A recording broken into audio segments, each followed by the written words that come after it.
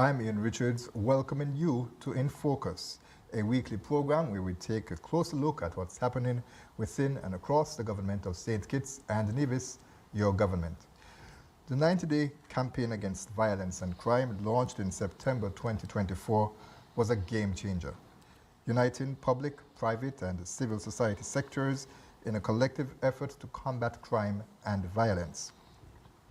The campaign tackled the root causes of violence and laid the groundwork for long-term safety and security across the nation. Now, as we move beyond the 90 days, the government of St. Kitts and Nevis, through the Citizen Security Task Force, continues to inspire change. On February 26, 2025, the first ever Day of Interruption was staged. It was an unprecedented national student intervention initiative aimed at breaking the cycle of violence and building safer, secure communities. Now, today we'll go beyond the 90 days and explore how this groundbreaking initiative is building partnerships for safer community. With us to discuss that would be Coordinator of the Citizen Security Secretariat, Eartha Carey, and Charmaine O'Dane, Sergeant of Police and Task Force member within the Citizen Security Task Force.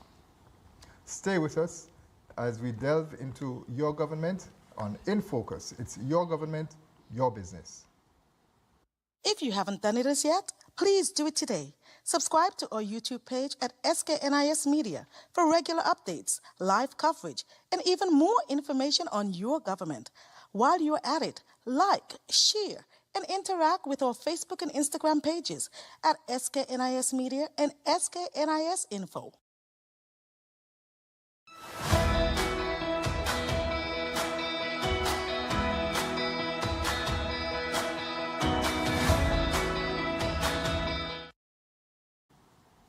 Welcome back to InFocus. Thanks for staying with us, and allow me now to welcome to the first time on our program Ms. Eartha Carey and also Sergeant Charmaine O'Dane. Welcome, ladies.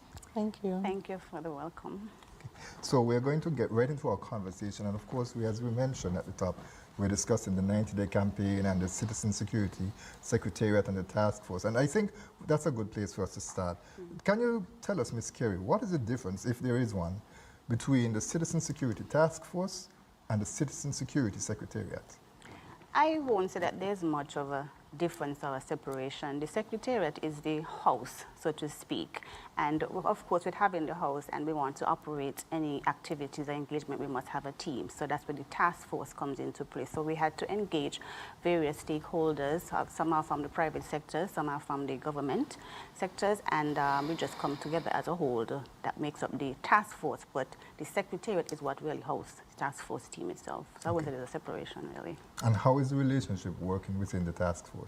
I would say it's a very good one because we have a mixture of experience that's there. I would say that the flow is good. Of course, nothing is great because there's always room for improvement. So I would say, but for now, the connection and the partnership in-house is good for now.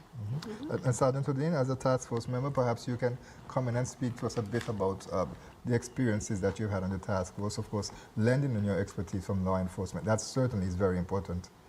Indeed. As Ms. Eartha Carey stated, that it's a good mixture of experience, and for the police to be involved, I would say it's a great thing to also involve the police because we're out there. We are seeing the criminal activities. We're also not only there to lock up, but also there to bridge that gap with the community as well. And that is one of the most important things in order for our job to be successful. And of course, as a police officer, you head the National Intervention Team, which really deals with community policing. So you are adequately equipped to really help to give an input in these matters. Indeed, yes. Right. Okay. So Ms. Carey, tell us about your role as coordinator. What does that entail? It entails putting things together, ensuring that there's a smooth flow of operation, bridge the gap where there's a need, let's say. Again, we're working as a partnership. We're working as a whole, so if one person can't come up, then of course I will immediately fill that gap. But my role basically is to ensure that all operations, activities are coordinated well, get the relevant information out in the public in collaboration with the other persons who are responsible for that role also. Right, I did mention it at the top, but you also are the fourth personnel officer for the Royal St. Christopher and Nevis Police Force. How do you balance the two? Well, I would say the balance comes from passion and purpose. If you have a passion, if you have a purpose, you will find some sort of balance when it comes to engaging and doing your operations.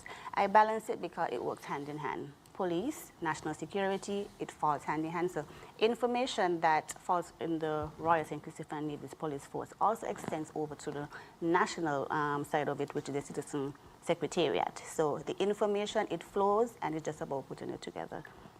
It's an interesting point that you made in terms of it being hand in hand, because there are still some persons who are unsure what citizen security really means, and I want both of you to chime in, but we'll start with you, Ms. Carey. Okay. The Citizen Security Secretariat, the Prime Minister, of course, he would have looked at certain factors that are affecting us in society, and as he mentioned that it is important to have one steady place where we can just focus on the security of citizens. So in saying that, that department would then look at any areas that would be relatable, right? If we speak to Sergeant Odin, sorry, Sergeant Odin, she can expound a bit more on how that is. Okay, so for me, citizen security is about all the stakeholders coming in together for one common purpose, and that is to concentrate and diffuse the best that we can when it comes to crime and violence. The national intervention team is very much geared towards community policing, and one of the things that came out of it is the reinstatement of the Teens and Police program that started about 3 weeks in the high schools, and that is about bridging the gap with our youths and the police. Now, the TAPS program that was introduced under, and I don't quite remember the year, but I do remember, of course, that Selvin G. Wallen was the commissioner of the police at that time, and it was adopted from, I think it was the Harris County Sheriff's Office, right? That one, or Orange County, they're one of them, because they were sister agencies with the Royal St. Christopher and Nevis Police Force at that time. And so, with the TAPS being reintroduced, how do you see that enhancing the work of the community policing team, intervention team? Well, my team is very excited every week to go out into the high schools because of the interaction that they have gotten so far, the positive interaction where our youths are eager to bridge that gap as well. So it's important for that partnership to happen. And my first day at a particular school, I mentioned something in the classroom, and then a parent messaged me because she was like, "Thank you for your help, because when I came home, my house was really cleaned," you know? And she said, "Oh," her child said, "I believe that you'd have talked to the police." But when she came home, all the chores were done, because I tell them it starts with them. Correct. Even in the very home, the chores that they have to do, make sure that they do their chores and stuff like that. Help your mommy be mindful of your parents, what they have to do and what they bring in home. So I was very much overwhelmed with that response. Because, of course, it speaks to the discipline in terms of maintaining structures of order, chain of command, and it also speaks to something that I think Minister of State, the Honorable Aislinn Phillip, who is a co-chair of the task force, she calls it creating a compassionate society. Correct. We have to be able to help each other. We have to be able to care about each other. Can you comment on the importance of that? Yes. And in addition to that also, if we're going to be looking at career-wise, it's also a stepping stone for them, because it teaches them responsibilities. It teaches them how to show up with confidence and stuff like that. So it really works hand in hand, you know, so to get them prepared for the real world, so to speak. Okay. All right. And so, of course, as the Minister is a co-chair, Minister of State Phillip. The Prime Minister is also the chairman of the Citizen Security Task Force. Now, what input has he had in terms of the goals and the objectives of the Secretariat? The Prime Minister has been very instrumental and very hands-on when it comes to meeting the objectives of the Secretariat. Reason being, we get the phone calls at 4 in the morning, 5 in the morning, to ensure that things are going according to plan. And if we keep in mind the objective of what we are trying to achieve, the Prime Minister also have that objective. So he wants to make sure that we are playing the role, we are showing up, and of course there's consistency with whatever is set forth. And the support from the cabinet level as well too, because of course it's a new unit. Yes. Of course, it would have needed staffing. Yes. It would have needed funding. It would need resources to operate. How has that been? I would say that we are getting to a point where things are running much smoother. Persons are coming on board in the relevant spaces that they are supposed to be filling. So I say the support is there also from the cabinets. Okay. And you mentioned earlier that the Citizen Security Secretariat, it functions somewhat like a hub, where all of the information comes in and it's looked at and divided more or less, so to speak, that deals specifically with the citizen security aspect of it. Talk to us a bit about how that works. Okay, let's say, for example, let's speak on the community engagements from the 90 Days campaign. You know, we go out in the communities, which is a task force. Of course, we went out into the communities and we would have gathered information when, of course, we're going to want some place to store that information. So the Secretariat is responsible for retrieving all the information from whatever activities, surveys, community events, and we keep them there, right, in the Secretariat. And then when we come together as a whole, we can always find that the information is in one space, not like it's in this ministry or that ministry. Even though we pull from the various ministries, we still want to have that one hub where all relevant information is kept, so it's easy and accessible when needed. Mm-hmm. And Sergeant Odin, can you comment on how that would have assisted your work engaging with the community, engaging particularly with young people? For me, it was an exciting journey because you get to interact with different persons from different walks of life. And hearing their concerns, some you could have dealt with immediately and some things would have to be put in place, but at least they knew that they had a voice and the government and persons are concerned about their voice and seeing how best we can filter and get resources to assist. Right. Okay, and so Ms. Carey, the first time I met you really was on September 6th, 2024, last year. Yes. And it was at the Kuna Conference Center. Okay. Now, the occasion was the launch of the 90-day campaign, and you just referenced it, the 90-day campaign against violence and crime. For those who may not be aware, because of course this program also is in regional markets as well too, can you remind us of the 90-day campaign, what it was, what was the objectives? The objective of the 90-day campaign was to have an initiative where we would go out, because if we're taking this from a holistic approach, the objective of the campaign was to get persons on board, the various stakeholders on board. So we had to go out in the communities. We can't stay from behind the desk and get the work done. We can't stay from behind the desk and get all the information to come.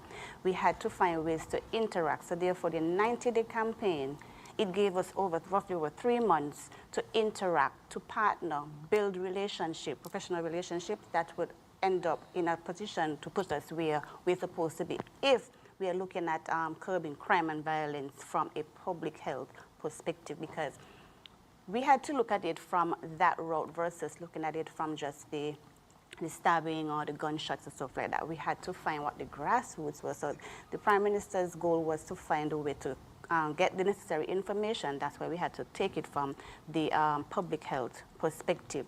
And in doing that, we had to either start looking at activities. We had to start looking at it from a realistic, as a matter of fact, approach that is easy to a point, which is putting together activities or initiatives that would give us the information in a space and in a timely manner so that we can start planning ahead. Right. Okay, and mobilizing stakeholders, how difficult or how easy was it? Everything starts with hiccups, of course. But what we have done in the Secretariat as a team is that we take those hiccups and we find ways to either diminish them one time, or we look at how we can go back to the drawing board and see how we can fix or how we can enhance, whatever it is. So it's a journey.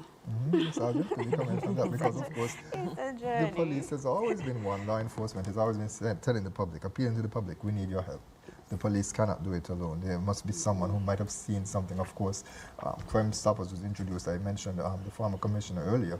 He was very integral in that, in terms of And the code always was, if you see something, say something. So tell us a bit about how having those community persons being brought on board would have impacted the work of the police. This would show that police definitely cannot do it alone, and we need everyone's hands on deck. And it also builds the confidentiality that, you know, there's always been a gap when it comes to confidentiality with the police.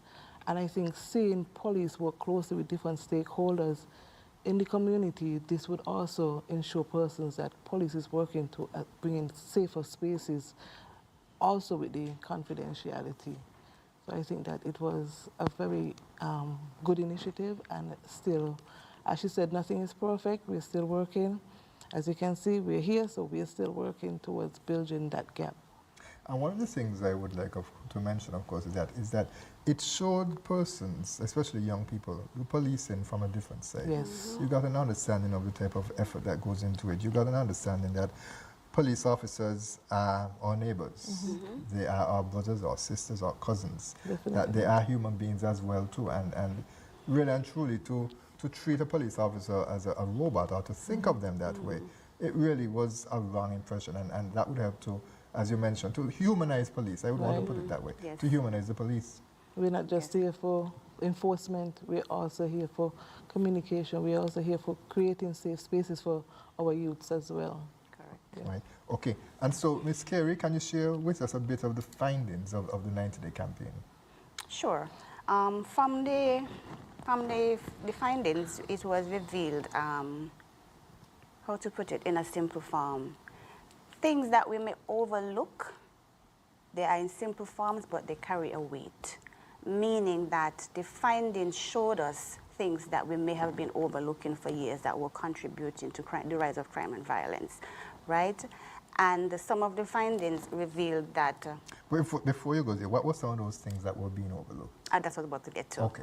Some of the things that were overlooked is that, and these came from the voices of the communities, including the youths. Let's not leave them out, including the youths.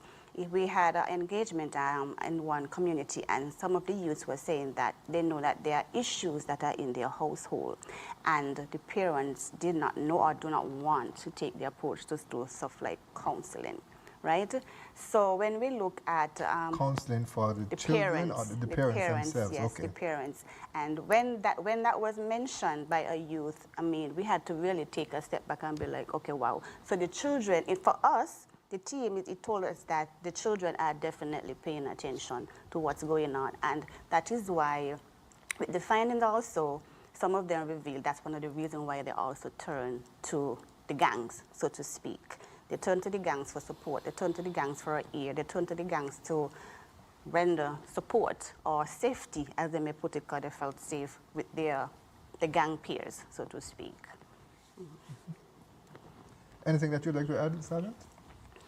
I'm glad that Ms. Carey mentioned about the voice of the youth. 'Cause just this week I had that similar impact where, you know, I had a meeting at Monday, a very long meeting at a high school, and one of the youths waited on the outside for me, you know, and he expressed himself respectfully and identified that the family needs help because this is why he's going towards certain behavior in school. And I felt good to see that, you know, this young man, a teen, I think he was about 15 years old, can reach out to the police and say, I've identified my family needs help.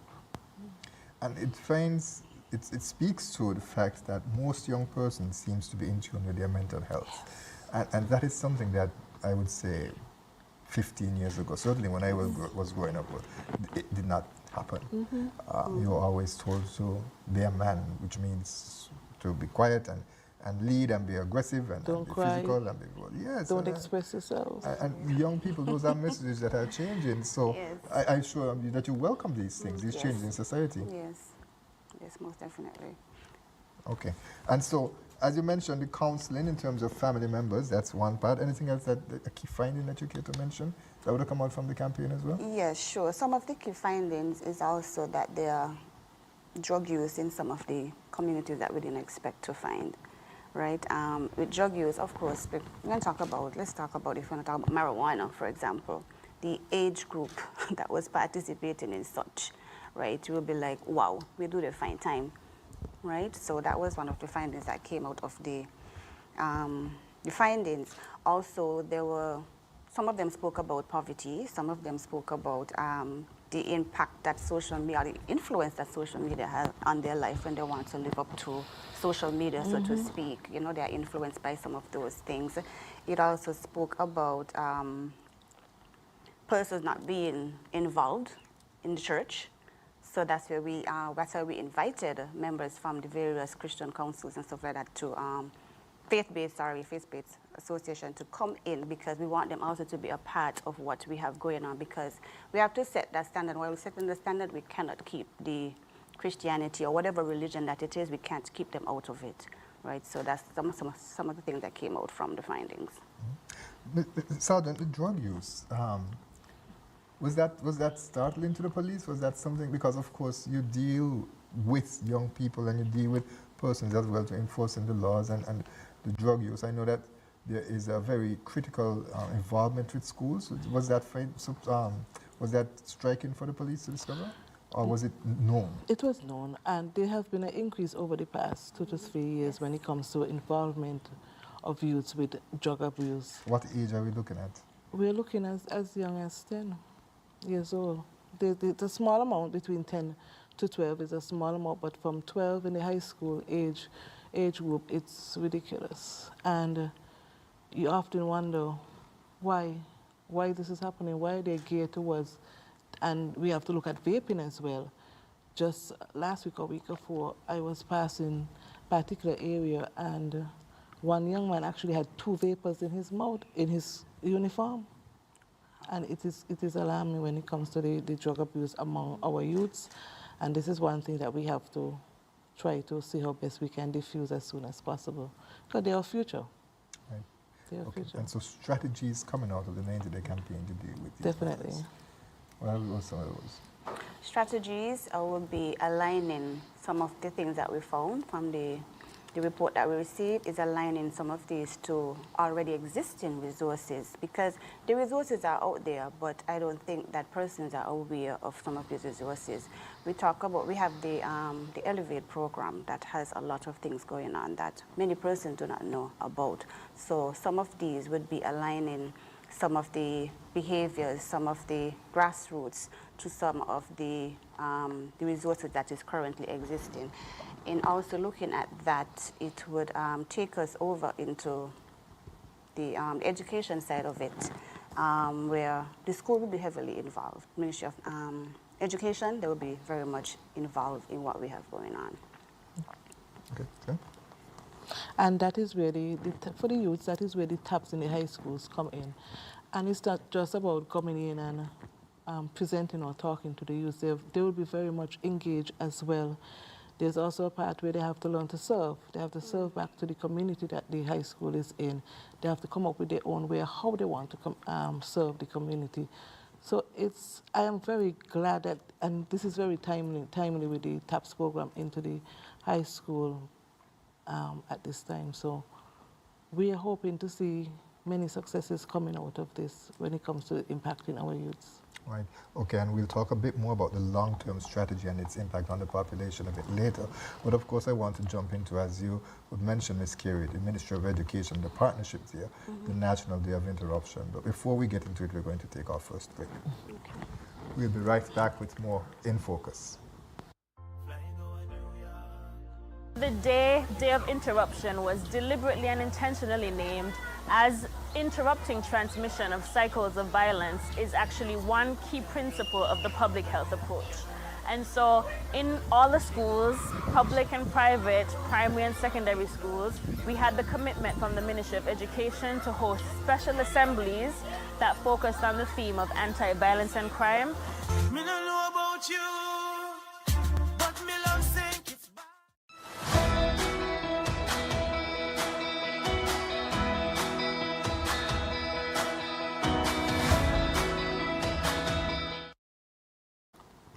Thanks for staying with us. We continue our conversation with Erta Carey, who is the coordinator of the Citizen Security Task Force, the Citizen Security Secretariat, and also Sergeant Charmaine O'Dane, who is a member of the Citizen Security Task Force. All right, so we just mentioned, and persons listening or watching this program would have heard a bit of an input from the Minister of State responsible for social development, but she also, as we mentioned, co-chairs the Citizen Security Task Force, the Honorable Esseline Phillip, and she was sharing a bit of information on the National Day of Interruption that took place here in St. Kitts. And I say national, it's going to happen in Nevis, and we'll speak to that a bit more. But tell us a bit about the Day of Interruption. What happened? The Day of Interruption, it was overwhelmingly amazing. The responses from the initial start, during and even after, because we are still receiving the kudos for how great it was. And based on the videos, the pictures, the feedback, it showed that it was well received. Also from the students' perspective, they were very much engaged. And in looking at some of the things that some of the schools did, like the dances, the poems and stuff like that, it showed that they understood the assignment, so to speak. So the Ministry of Education, we give them so many commendations for that, because they were definitely on board from the get-go. The teachers were involved, students were involved, even parents, because I was at the Washington Archibald High School that day, and there were parents on the outside when I got there, and even after I left, they were still on the outside, and they were just in support of what was going on. So the feedback and the day of itself, it was amazing. And it's interesting that you mentioned that the Ministry of Education was on board from the onset, because I was going to ask about the ministry's response. Certainly, we know that our teachers, they do a very good job for the most part within the schools, and there's always that bit of a pushback that when something new is being introduced in the school, that it creates more work for them, that it's something that is going to distract the students. But you're saying that that didn't happen. I can't say I got any pushback. I don't know behind the scene, but I doubt it. Because, again, when you look at the program that they put together, there was thought, there was time, and there was some sort of excitement. I almost felt like I was in a competition at Washi, because, like we would say in the community, it was jiggy. You know, it was really, really, really good. We had InFocus came on board at the Washington. We had also Footsie.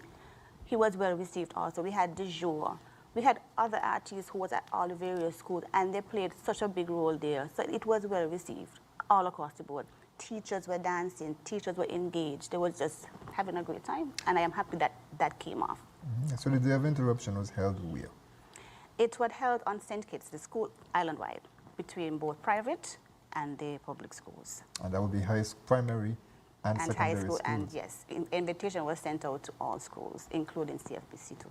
Right. So you mentioned Footsie and De Jour and InFocus, those are entertainers, but they're also, Sergeant, a good mix of persons from the community as well too. I recall Model Cop, who most persons would know him as that. He's a driving instructor, a former sergeant of police himself as well too. Shaq, as most persons would know him. And there also was some politicians. I would have seen photos with the Right Honorable Dr. Denzel Douglas. I would have seen a photo with Natasha Gray Books. Yes, and Sergeant, I believe she did participate in the school that you went to. Yes. Talk to us about having those stakeholders, persons from all walks of life participate. The partnership was really overwhelming to see everybody coming out to engage our youths in our federation. It was a well put together plan, and I think it was well executed. Nothing's perfect, but it was well executed. Seeing the influencers, seeing the politicians, seeing even the police and former members and ACPs and everybody involved. I saw the pictures, I was like, wow, you know, we did it. We planned and we executed it. Parents, and even I remember somebody messaged me from all the way Jamaica and asked me who came up with that idea of the day interruption, and I told her it came from Citizen Security, headed from the National Security and the Prime Minister, and it was like, she was like, this was awesome. This was awesome. It was. I had a case where a teacher from the nurseries, preschool, I was like, so when are we going to get done? You know, so it tells me that the message was well received and persons are out there ready to come on board. So the persons who participated, as I mentioned, there's some politicians, some influencers, some entertainers. In fact, they were also reformed, I should say, reformed. And I think of you as well, too, who's also a part of His Majesty's Yes. prison as well, too. What was it like getting those persons? Was it difficult? No, it wasn't, because again, we coordinated, we collaborated. We had Virgil Hodge. She was the one that also, and Elevate too. They came on board to bring out persons who were rehabilitated, persons who are still serving their time, but they are doing amazing in there. You know, they came out and they spoke to the students about, you know, not wanting to be where they are. They spoke to them and motivated them, like, you know, make sure you align yourself with greatness, make sure you put yourself in a position where you will be well received positively in the communities, and also persons can look up to you as an influencer in the end. So it was a great collaboration. Mm-hmm. And the mix, Sergeant, can you talk about the mix of the personalities as well, too, with essentially carrying one message, I would imagine? Yes, yes. We were all singing the same song, but in different ways, whether in song, whether in poem, whether as the influencer, as you said.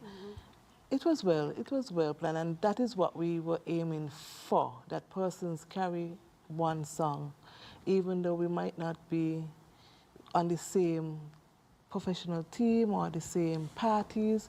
Natasha came out, and I can speak about her. She did an excellent job with our youths at 7 Day. Yes.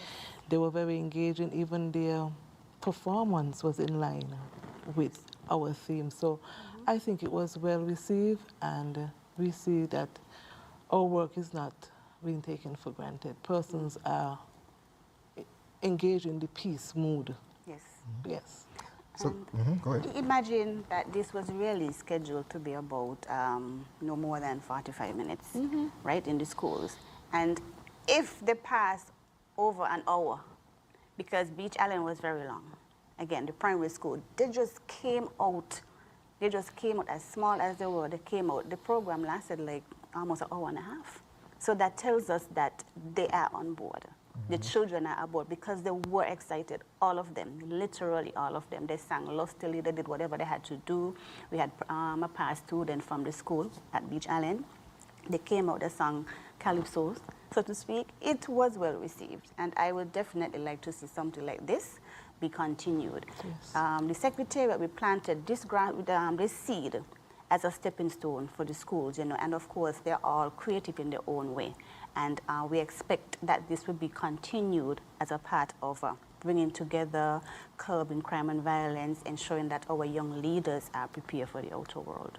Oh, you mentioned Infamous, of course, and he would have been at the Washington Archibald High School. And as we speak about the personalities, of course, Prime Minister, the Honorable Dr. Terence Drew, he led from the front. He was there at Washington Archibald High School. Yes, he was. As he mentioned, it was his alma mater. So, you know, yeah. Right. And so the involvement at that very top level, showing support from him, what did that mean to the Secretariat? Oh, my. Leading is something that we must take into consideration, that not everyone wants to be a leader from the forefront, or not from the middle or from the back. But anyone that wants to lead with ambition should be well recognized. So what it means for us is that he did not just say. He also involved, he inserted himself from start until finish. He showed up, he gave words of encouragement, and I can remember when he kept reiterating that to the students, you are special. You are special. So they went away with that, knowing that they are special, because the Prime Minister took time out to come out to the school and also share and also say that he's a part of what is going on. So that felt great coming from the Secretariat's perspective, that he didn't just say, okay, do this. He came out and he was a part of it. And Sergeant, of course, leadership was also shown by the Commissioner of Police, James Sutton, and also members of the High Command. They were in different areas within the community. Talk to us a bit about that impact as well, too. And also, well, I'll get to the second question after that. But talk to us first about the leadership there. Yes, it was awesome to see the leaders come out in their numbers, especially to see my boss out in his numbers, and he has always supported any initiative where it involves youths. He basically stops his clock and get involved. So that is something that I can speak from, when he's leading from the front and loving our youths of our federation and wants to be involved with whatever is going on.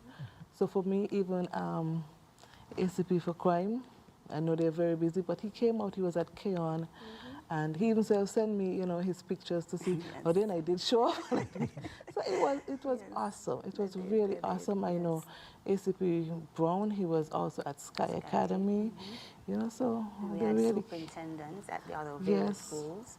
So we had Superintendent Lyndon David, we had Cathy, we had Sergeant Haywood. It was everybody. Everybody, all Everybody. hands on deck. All hands on deck. Right. And so, Sergeant, if you can tell us a bit about some of the personal messages and life experience that you would have shared with the young people. Okay, for me, from the NIT standpoint, we came out with our superpowers, letting our youths know that they're superpowered, that they carry every day, and one of them is kindness. We also explain to them what is peace, you know, for them to understand what it is to have peace and be peaceful. We also handled the conflict resolution, staying drug-free and gang-free from any violence, form of violence. It was short, but it was very much impactful. They were left with also a pledge to stay and to express their superpowers in kindness. And that leads to the next question that I had. She said it was very impactful, Ms. Carey. The feedback from educators, the feedback from the students themselves. How is the message resonating with them today? Because of course it would have been done last week. Is there still that excitement, that anticipation, that willingness to change? Yes, there's still excitement, and why I say that is because the feedback that we're receiving about that is that the time was too short. So it was well received, and they're looking forward to a continuation. Okay. And so tell us about NIVIS. How is the initiative going there? They're in their planning stage also, of course. They will have, if you see when we started out and we did the ad, it said the St. Kitts edition. So they have the NIVIS edition that's coming up. The date is not confirmed as yet, but we have PS Weekly and other members over there that are also in the planning stage of putting together the same thing that we would have displayed on St. Kitts. In what ways do you believe this type of student intervention, and Sergeant, of course, I'll probably lean to you there in the initial stages to answer this question, can contribute to fostering safer communities across St. Kitts and Nevis? Sergeant. For me, you see it, our youths are very much... For me, most children go to school, do what they're supposed to do and stuff like that. There's just a few that linger, and my impact yesterday with the young man tells me that our youths want to change. They want to go on the right path. They want safer communities, and it is our job to execute that and to show them that we care and show them that we are working for them and on their behalf. So yes. And in addition to, we want to reiterate that it's a partnership. It's about building relationship in the communities, and this would mean building relationship with parents also. You know, one hand can't clap, like my grandmother would say. If we want results, we must come together. So the parents, other persons in the communities, they must work with us hand in hand if we want to see great success at the end of the day. So what other initiatives are being planned? Coming out, of course, from the information that was collected from the 90-day campaign, I understand there is something called a Better Opportunities, whether it's a summit, conference, I don't know. Tell me what's that about. The Better Opportunity Fair. What that would look like, we would have various resources available for persons who's going to attend.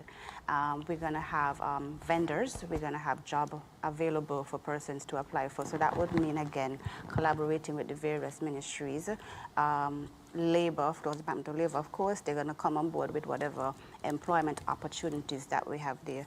We will be also looking to invite entrepreneurs. We have a lot of young upcoming entrepreneurs who many of us may not know about, and they have a product or service that should be out in the public, should be more available to persons. So the plan is to market them. The plan is to bring necessary awareness to things that are already happening and how we can enhance them.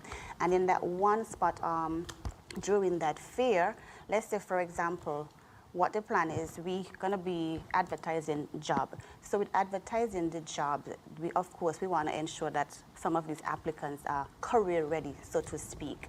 And we're going to have persons on board to be offering assistance with the resumes or interviews or stuff like that, because we have to prepare them. Truth and in fact, some persons may not know exactly what it looks like to dress professionally.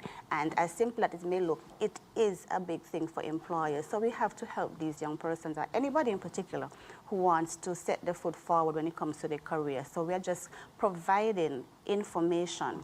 You know, we want to bring on board inland revenue, because a lot of entrepreneurs not familiar with is how important it is when it comes to the taxes and stuff like that. We want to bring small business on board, of course, again, to give them further information on how it goes about running their businesses. So it's about growth, it's about sustainability, it's about innovation, and it's about continuity and consistency that will be definitely displaying for persons who are looking to be a part of the Better Opportunity Fair. Right. Okay, when and where? The date and the time, the place has not been identified as yet, but we are still in that planning stage. We meet every other Thursday, so hopefully by this Thursday we'll have a better idea of the venue and the time. Okay. So, but can you limit it, break it down in terms of like a quarter? Because of course, well, this is March now, so you imagine maybe in the second quarter of the year? We're planning to have this Better Opportunity hopefully by the end of April. Okay. But an exact day, we have not decided on that day, because Certainly. we want to close off that, as a matter of fact, with in the first quarter. We want to go with a bang, so to speak. So every quarter we plan is to have, we're going to be continuing with initiative activities, but at the end of every quarter we want to end off with something that would leave and such an impact that we want to go on to the next stage. We want to end off where we have persons want to come on board just from what they would have seen from the last one. So it's about having consistency and making sure that we set that mark, so persons who are coming on board, persons who are having doubt, would definitely want to be a part of the citizen security initiatives. Right. You mentioned also inland revenue. Is Social Security included as well? Yes, So Social Security, of course. We have to bring, and these are the type of stakeholders that we want to bring on board, those that are valuable to the growth and the uplifting of communities. because there are a lot of young persons who, when they start working, they don't see the value of Social Security. They're young, they're strong, they're healthy. Yes, and they're fine. And it's making less, it's taking money out of my pocket. A pocket, yeah, that's how they look at it, yes. You know, so with these, again, I think it's because they probably don't understand the long-term goal of it and how it would benefit them in the long run. So these are persons and stakeholders we want to bring on stream. And even after the day of, we want it to be an avenue where they feel confident and comfortable going to these various business locations and ask for additional information, you know? Right, and of course, a critical discussion would have to be had with them, of course. Yes. There's a decision that the cabinet is making on whether to adjust, or should I say how to, because I don't think it's a matter of whether. I think it's a matter that it must be done. Based on IMF reports, based on local reports, of course, there must be reform to the Social Security system. Correct. And so they have to be aware, they have to know what's happening, and they have to be also to give their input. Sergeant, I imagine, of course, the Royal St. Christopher and Nevis Police Force would have a high-level presence at that Better Opportunities Fair. Definitely. Ms. Carey is our force personnel, and she's also in the recruiting stage, so we'll definitely be out in our numbers, advertising our best attributes. Based on experiences from the past, because I would have attended a session, I think it was sometime last year, and there was the NIT Teams Day, was that held at Royal St. Kitts Hotel. I don't quite remember the name right now. But what is the importance of having the police force and other agencies, whether it be the St. Kitts and Nevis Fire and Rescue Services or the Coast Guard unit, what is the importance of having them present at initiatives such as these, where persons can come out and learn more about the career opportunities there? For one thing, a lot of persons, a lot of our youths got the notion that police is just about locking up persons. There are a lot of departments that in the police force. There's the forensic, there's the cyber unit, there's the LIO, the local intelligence office. There are so much offices, the telecom, Yes. the 911, that they will call for the 911. So bringing the awareness to our youth that there are job opportunities inside of the police force, other than just saying that police is just there for enforcement part of it. Ms. Kerry, this is your area. I imagine you have a lot to say. Well, I mean, I would say a lot. Just to sum it up, because even me, right? The police was not my, but I can learn to appreciate, after being in this role, I can learn to appreciate the work that the police do. I can learn to appreciate the opportunities that are there. Persons look at us as, no, we can't trust y'all. No, we don't want to be a part of that. But that's because sometimes we don't take the time out to understand, and we don't take the time out to want to be a part. And why I say that is because if we're looking at national security, if we're looking at citizen security, we must understand that there must be a relationship between the communities and the police force. Because if you're looking at the rise, if you're looking at what's going on with the youths, how would we find out certain things? We're not there in household, we're not there in the communities every day. So it must be a partnership. So I can say I can definitely learn to appreciate the work of the police officers, especially since we are now in the communities again. I think this would have started sometime under City Warwin, and it's now back in play. And it is great because the communities, they welcome us.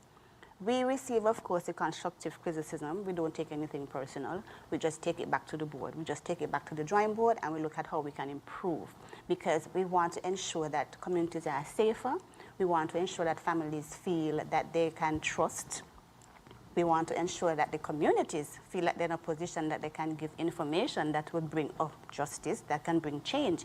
If we're about change, if we're about upliftment, if we're about growth, it must be a partnership, and we must turn an eye away from the negative side of the police force and look at the main objective, which is bringing down the crime, which is ensuring that citizens are safe, which is ensuring that we can work collaboratively to meet the whole. Right, and we certainly look forward to hearing more about the better opportunities fair when the time comes. I imagine the public and private, public we mentioned, yes, but private sector involvement as well too, especially with the entrepreneurs, as you mentioned. Right, okay, so we're going to take our final break, and when we come back, we want to discuss a bit about how we see the initiatives of the Citizen Security Secretariat impacting local crime. Okay. Stay with us, we'll be right back for more In Focus. I want to thank all those who participated, all of our key stakeholders. Special thanks to the Ministry of Education, and of course to our children and young people who were so receptive to all of the messages around making sure that they say no to violence, say no to drugs, but say yes to peace and yes to kindness.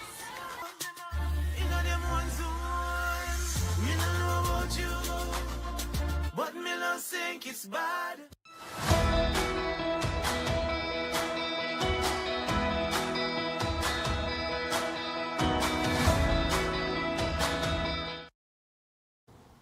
Thank you so much for staying with us here on In Focus, and we continue our conversation with members of the Citizen Security Task Force Secretariat. Of course, that would be Sergeant Adine, who is a task force member, and Ms. Ursa Carey, who is also the coordinator for the Citizen Security Secretariat. All right, now, Ms. Carey, the Citizen Security Secretariat, it has a very broad mandate.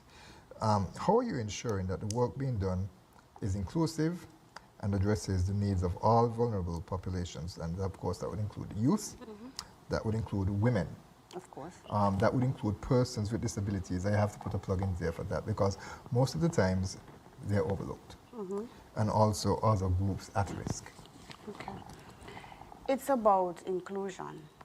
And why I say inclusion, when we looked at the data that we would have received from the USAID back in 2023, it would have outlined a lot of the things that were affecting us. And if we want to make an impact when it comes to resolution, we first have to also look at inclusion. Who can we include?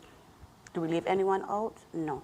So definitely when it comes to carrying out the mandate of the Secretariat and ensuring that these initiatives are well kept, we're going to have to make persons want to be a part of what we will have going on. We're going to want to make persons, we want to influence them in the most positive way, to show them that the work of the Secretariat, the objective of the Secretariat, the overall objective of the Prime Minister is to ensure that we are looking at mechanisms that can be applied to what we have going on. Will there be continuing to be ongoing engagements in terms of, like, say, town hall meetings, going out for one-on-ones, Yes. have that interaction, especially as in the schools you mentioned? Yes. Yes, there will definitely be continuity. We're going to keep going back out into the communities because that's where the answers are. Again, we can't stay from the back hole and get the answers. So we're going to be continuously engaging the communities. We're going to be also engaging employers. We're going to be engaged anybody that can be influential, anyone that can lend the support, provide information that is going to be a part of what we are trying to achieve. We're definitely going to look into those areas. And of course, Sergeant, that's important because the nature of crime and the nature of people is that we're always finding new ways to do new stuff. And unfortunately, as the old saying goes, the devil has work for idle hands. And so, yes, tell us a bit about how that is going to work, how the police is going to work with the Secretariat and help to reach out to persons and involve them as well. For us at the Royal St. Christopher Nevis Police Force is basically, as Ms. Carey said, continue being out there in the community, not only with citizen security, but also in the district. All district police has a responsibility. It's not only on the NIT, but we all have a responsibility to be out there engaging our community. My part is to continue to expand the TAPS program to reach more students, you know, and offering gender-sensitive topics, intervention programs to our women and female. Providing rehabilitation and integration support for former offenders is also important. That's very important because, of course, when you would have paid your debt to society, it's important that you be given a second chance. It's important that persons don't see you and automatically bracket you and say that you have no contributions to make.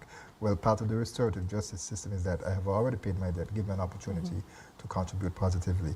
Now, last January, I believe it was, we had members of the High Command. It actually was Commissioner James Sutton, Deputy Commissioner Henry, and also Travis Rogers, who is an ACP. And they shared some statistics with us, and I just, Sergeant, want to run through them. And of course, it noted that there was a notable 11% decrease in crime in 2024 when we compared to 2023. Now, firearm-related offenses were down 39%. And of course, there were no homicides, or have been no homicides for the year, and of course we give God thanks for that. How would you say the initiatives of the Citizen Security Secretariat, the Citizen Security Task Force, the team itself is helping to stabilize and to have the reductions in crime that we are currently enjoying? The success of the 90 Days campaign speaks for itself, as we have the reduced crime going on right now. The impact of the National Intervention Team into the communities with the outreach and early intervention strategies is also important.